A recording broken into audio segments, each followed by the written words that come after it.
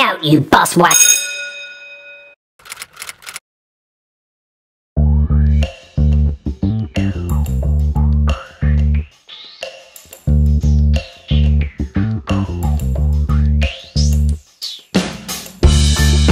This time on Pete and his bus, I drive this lovely Mini Moke. I also run around in someone else's buses, and a team of us try to take a car that is 119 years old on a 60-mile trip.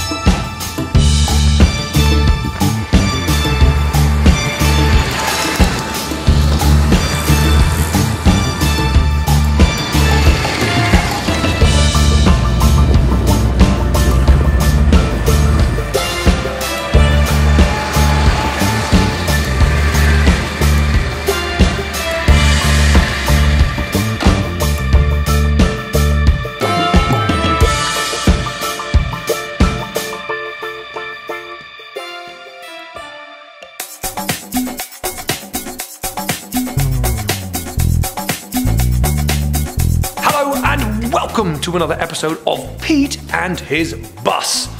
I've been a very busy boy driving buses around all across the country, but none of them have been my own. And also, the number of buses in this barn has gone down slightly, and here is why. For those of you that have been watching Pete and his bus for a while, you'll know that in episode 28 and 29, my friend Richard and I went up to High Wycombe. We saw some buses in a yard, and Richard actually ended up buying RML 2634, and we drove it all the way back to the barn without a hitch. Now, he loves that bus, and he did a bunch of events with it in the beginning, and he's driven it here and there, but the last year, it's kind of been sitting around gathering dust again. At the same time, I've had a company called Promohire get in touch, and they're desperate to buy a Routemaster bus to use for promotional events. They specialize in promotional vehicles. They also have a branch called Raccoon that specialize in wrapping vehicles, and some of the stuff they do is absolutely wonderful. So you can kind of see where this is going. But fear not. Much like RML 2355, my own bus that's converted to a bar, if these vehicles are converted sensitively, they can have a very long, healthy life. And that's all we want. We want them out there being used, being shown and enjoyed by the public. So a deal was done, and RML 2634 is about to embark on its first ever promotional journey right into the heart of our wonderful capital, London. But there was one catch. It was such a quick turnaround. Promohire has no experience or don't know anything about RML 2634. They also don't have that much experience about running their own Routemaster, so they asked me for this first time event, could I operate the bus on their behalf? So drive around a beautiful city in a Routemaster bus with a very glamorous client and get paid. I'm thinking yes. On a very warm and sunny Thursday morning, I jump in the bus that's now fully wrapped and kitted out, and I head towards the capital. The traffic, however, is not kind on us, but we do eventually make it to the location. That was a horrible, horrible journey, but we're here. Now we're just waiting for the crew, and then we're going to head on past every monument the city has to offer. But before we go, check out the bus. Vinyl wrap from top to bottom and looking like it's ready for a proper advertising campaign.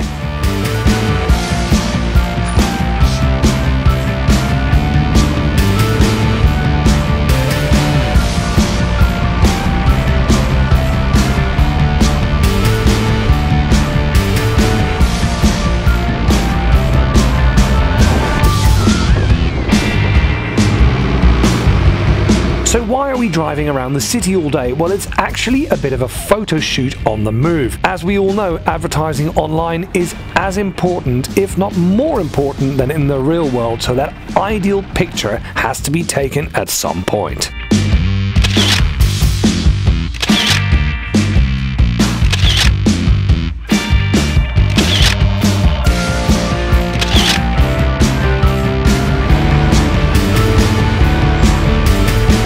Wherever we drive that day, we are turning heads. People generally love the look of the bus and are really curious to find out what it's all about. When the sun starts to fade a little bit, the videographer and the photographers announce that they have all the shots they need for the vitally important online campaign. So it's time for me and the bus to head back to base.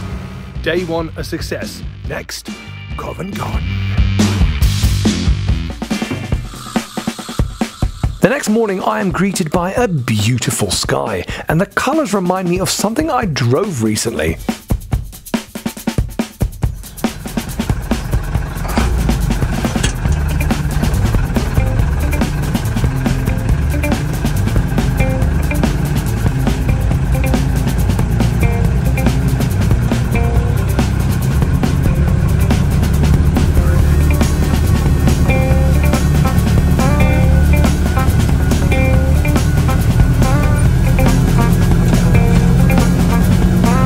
Quite enjoy driving this time of day. There's no distractions, there's no traffic, it's just you, the machine, and the road. Could I be any more cheesy?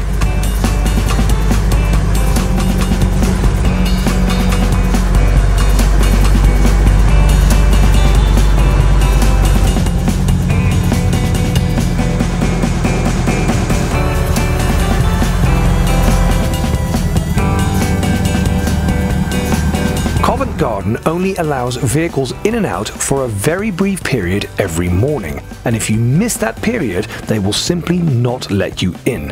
And if you look at the amount of money they charge for your advertising vehicle to be in this location, it is a good thing I was on time. And it's also a lovely moment to see the place without crowds, but that soon changed.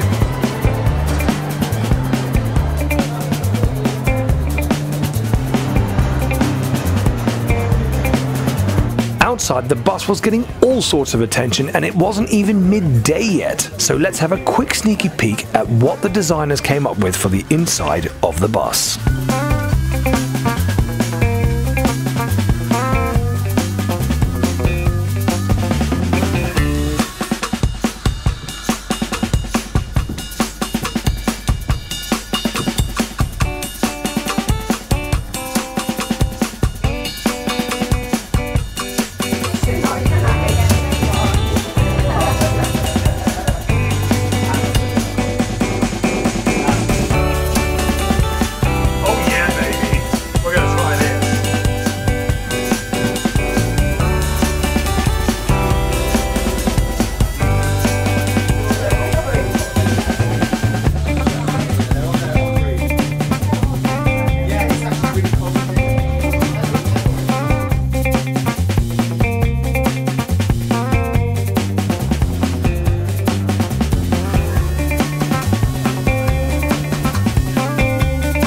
So I'm about to drive this home, but there's always time for a cup of tea. Reload tea mug.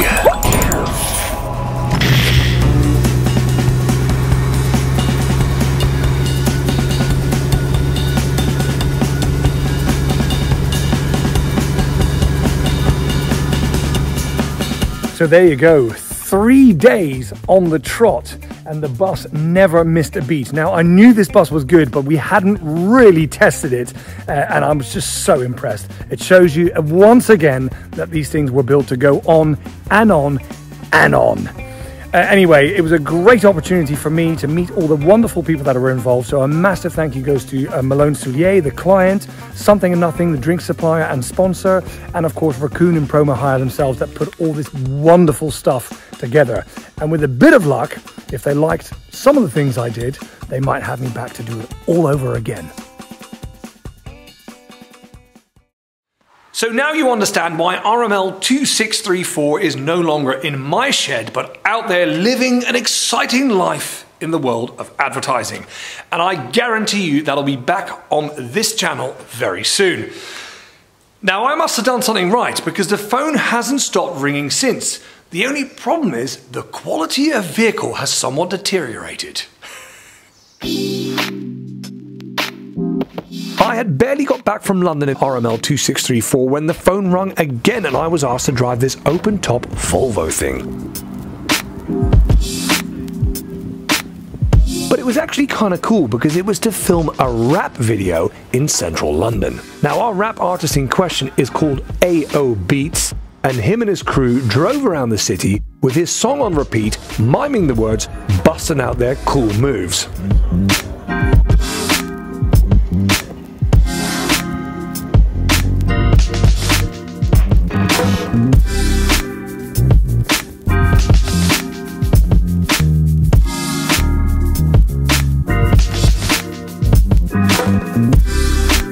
But you know what? It was actually quite nice to just be a bus driver rather than be someone en route to set up for an event. And even though the bus had every warning light on the dash, I was assured that she was mechanically sound and we did get back safely. But that phone rang again. But this time it was a slightly bigger deal. It was a 3-day tour in the north of England in a bus that was fully wrapped by a very well-known online retailer.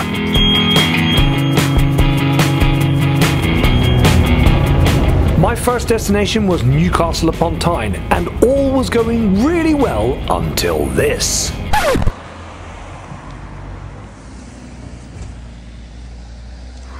Uh-oh. Never a dull moment with Pete and his bus. Just remember that.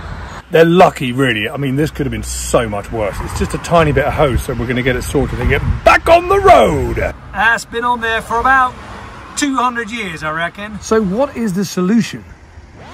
Luckily, I broke down 5 minutes up the road, so the company sent someone to give me a lift to Lenko's, the only place I'd go in this situation. They don't have bits for a bus lying on the shelf, but what they do have is excellent mechanical knowledge and they actually want to help you. So with their vast stock of spare parts, we were able to create this, a perfect replacement to get me back on the road.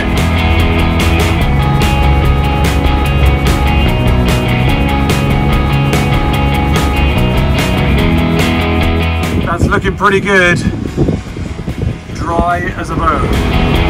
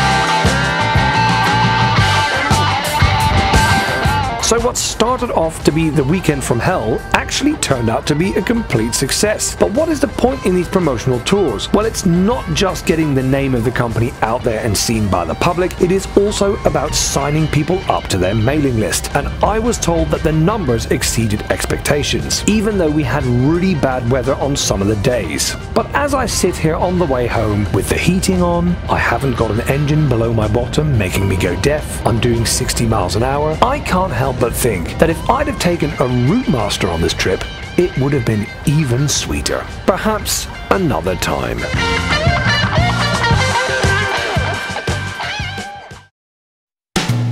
For those of you that have been watching me for a while, you might remember that last year, Richard and I tried to do the veteran run in a 1904 Stanley Steamer.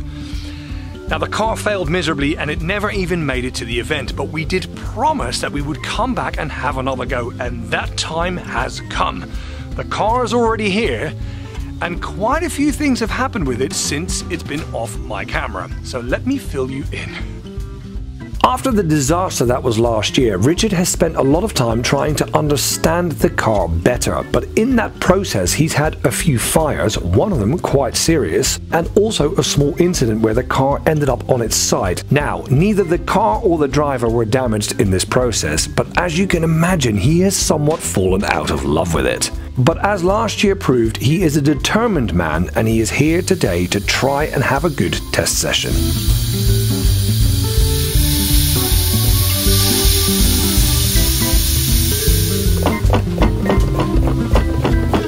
Very shortly after getting everything up to temperature, the car is standing still on the drive once again with no power. And what's worse, the week after, the boiler doesn't pass certification and has to be stripped off the car and repaired. This is really starting to feel like last year. But a week before the event, Richard turns up with a car that's supposedly working and completes 15 passes of my driveway. Now, this driveway is nearly a mile long, has 6 speed humps, a cattle grid, and has a nasty incline in it, so it is a proper test.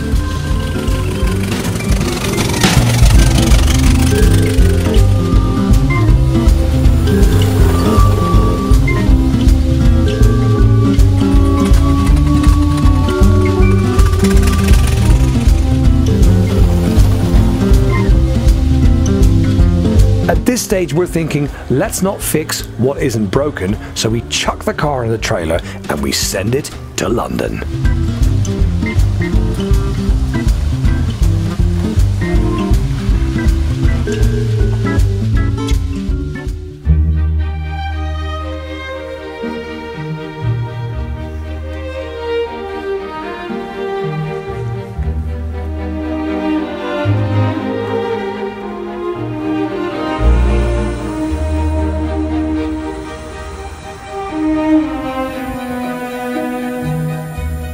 Starting a steam car is not exactly like turning a key. There are lots of levels, pressures and temperatures to reach, and you have to do that in an exact order for it to be safe. The whole process takes about half an hour, and luckily this morning we don't have any problems whatsoever.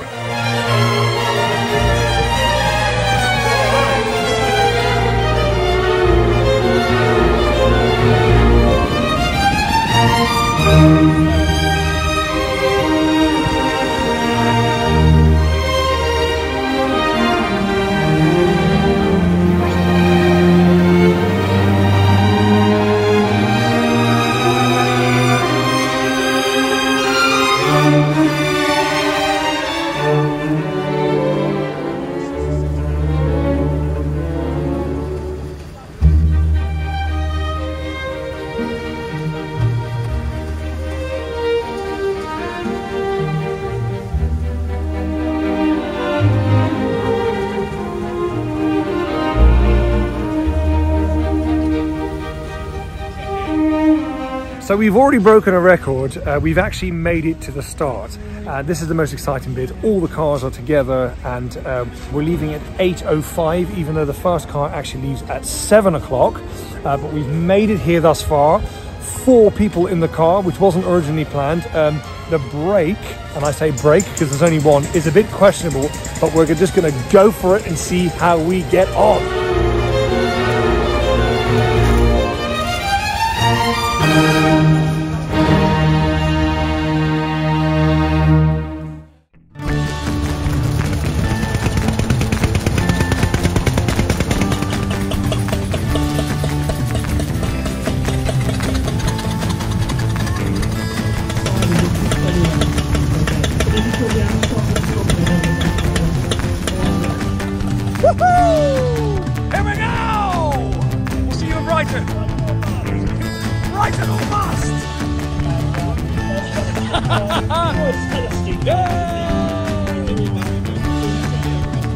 Absolutely.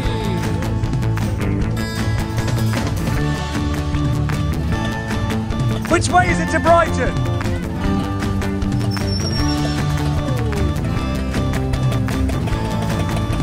Here we go! What could possibly go wrong? Hey! Woo!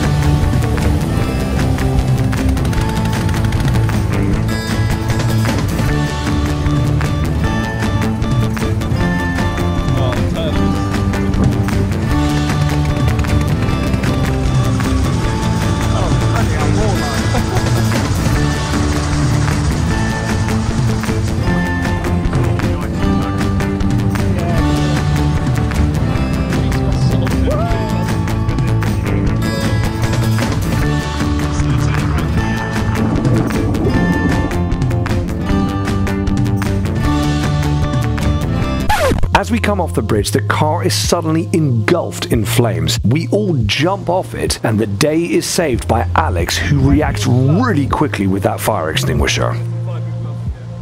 We manage to get the car going again, but less than a mile later, the same situation happens. So we keep having a small fire in the car, which is not great. Apparently we need a bit of gunk to plug up a hole of some description. And I've just flagged down our tender vehicle, who's going to come down with spare supplies to fix it. So the big question is, why is our vehicle voluntarily setting fire to itself? It's a good one, isn't it? I'm going to try and explain it. There could be 1,000 reasons why this is happening, but we think that these two are the most plausible. So reason number one, the fuel used by the burner to heat the boiler to create the steam is vaporized. And if the fuel delivery system is not at optimum temperature, the fuel doesn't vaporize and it stays liquid. It then splutters everywhere, goes onto hot stuff, and there's your fire. Reason number two, the springs on the car are really old and it's a bit saggy. When we put 4 people on it, the car was bottoming out a lot. And somewhere underneath, the boiler, burner, and the car are making contact, because we noticed that some of the insulation around the burner had actually fallen off. Now what this does, it creates an airway, and if you've got fuel burning, more air, more fire. So it could be reason number one, it could be reason number two, it could be a combination of those two, or it could be any of the other 1,000 reasons why our car is going up in flames.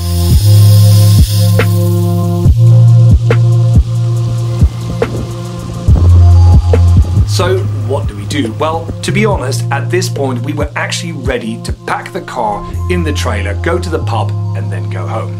But Richard's very determined, and secondly, the route to Brighton is also kind of the route home.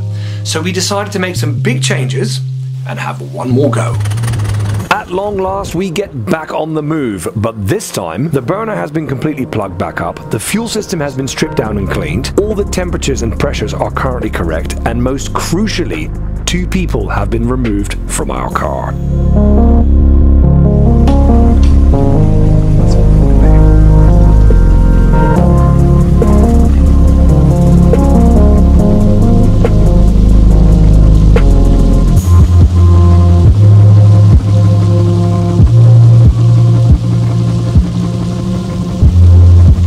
The next couple of hours are a little stop-start, but the flame balls are reducing because we're making adjustments every time we stop.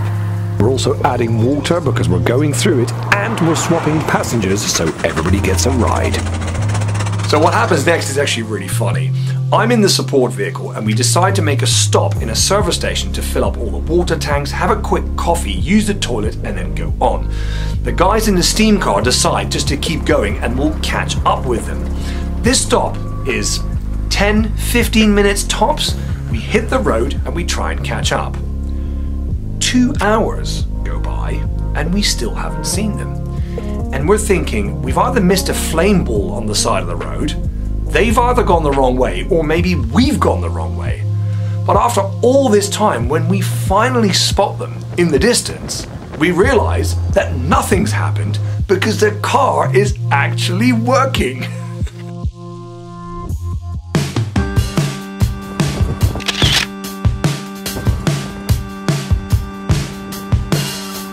So what has happened? Cars definitely do not fix themselves. Well, it turns out that some of our small adjustments and repairs are holding up.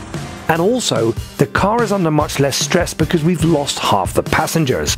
But the biggest change of all is that our masterful driver has completely learnt and figured out how to keep all those levels, temperatures and pressures exactly in the sweet spot. And that's why we are casually cruising to the seaside. I can't believe we've made it this far! I don't know how.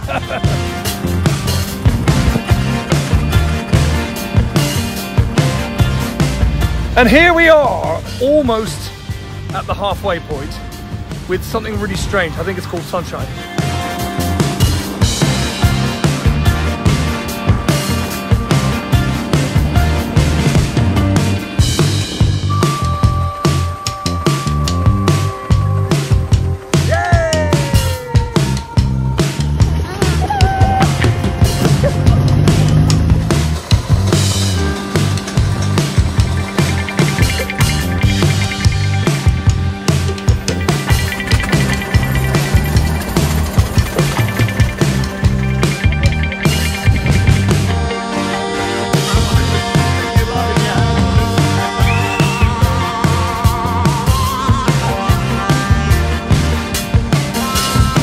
So we're at the halfway point. I can't believe we've made it at the Hall Theatre in Crawley, and this is a good chance for us to add fuel, add water and add whatever else the thing needs, because the next stop theoretically is Brighton.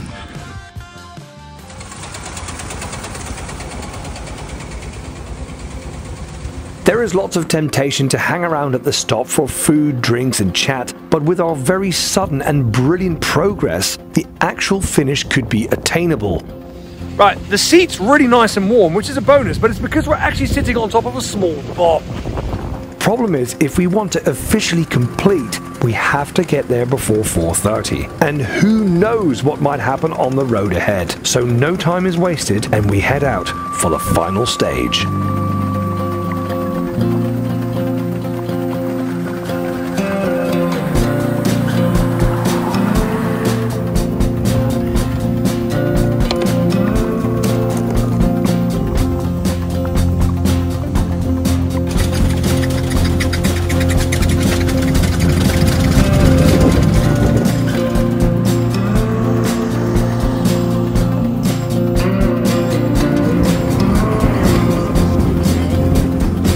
Today is a good day. Do you like my hair, Richard? It's a bit fluffy.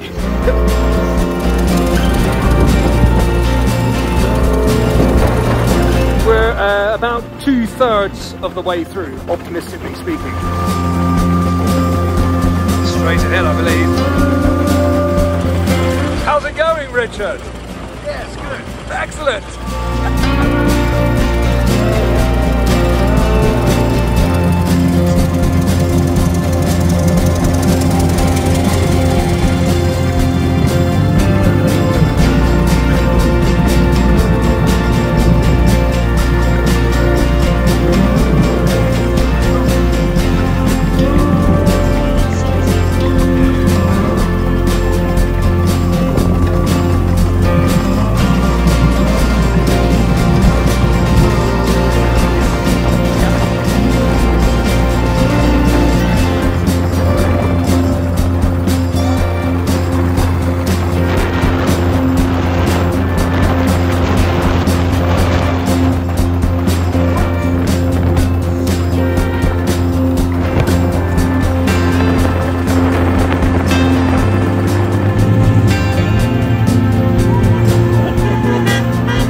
As we enter Brighton, the mood is tense. Time is running out and the car is making a few noises that we haven't heard before. We've also really been struggling with a massive amount of wheel wobble. The front suspension is definitely past its sell-by date. But considering I was quoted saying, "If we make it out of London, we'll take it as a win," we are all completely flabbergasted that we've even got this far.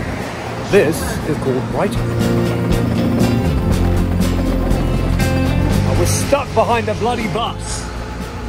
As the coach line approaches, we pick up the rest of our crew to share this truly special moment. And after last year's total disaster, as predicted, this moment is even sweeter. Welcome aboard, chaps. Thank you very much. Oh, is that an ocean I see? I still can't believe it. Oh, what a day! Yay! No, there you go, we can do it!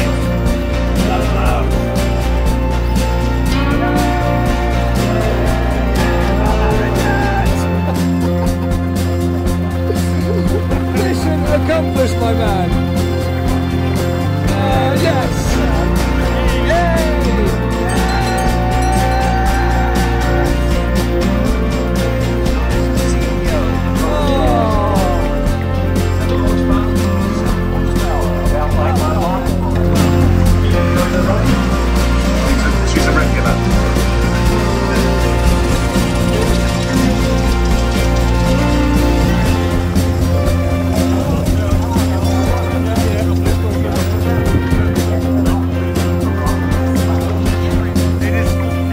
Uncontrollable. Sorry.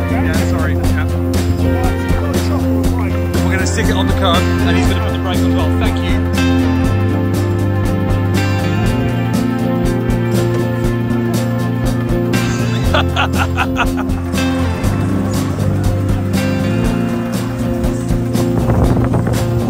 So we're really pleased, as you can imagine, because we just didn't expect it, but the car did it, we're all here, and now we're going to go to the bar and have a massive drink.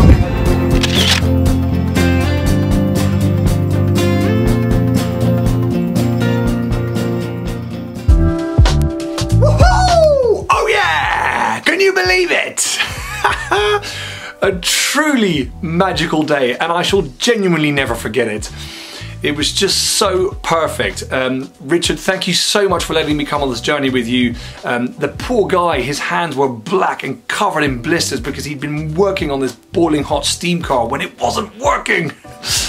But he did it, and he managed it beautifully right till the end. A big shout out to Alex as well. He saved the car when it went up in flames. He was lightning fast. And Adrian was there for moral support, doing the directions. The whole team pulled together and we got there in the end. We've got to mention the RAC that were amazing. All the Marshals egging you on, applauding you, you know, making you go that extra mile. And our families, because they all came out and we saw them on the side of the road. So just a magical day all round. And the funny thing is, before the event, the chat was all about, yeah, might sell the car. Now the chat is about, right, next year we're going to improve this. So, you know, the plans are already in motion. A big shout out goes out to Raccoon for letting me drive their buses all across the country, and Something Nothing, the drink sponsor, and of course you guys. I hope you enjoyed this one. It was an emotional one. Thank you so much for watching. See you next time on Pete and his bus.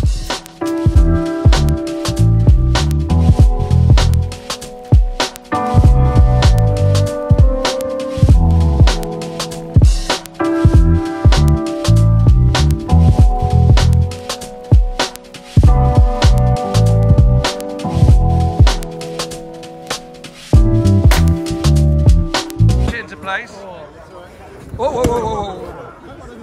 It's alright, part of the crew, I can be run over.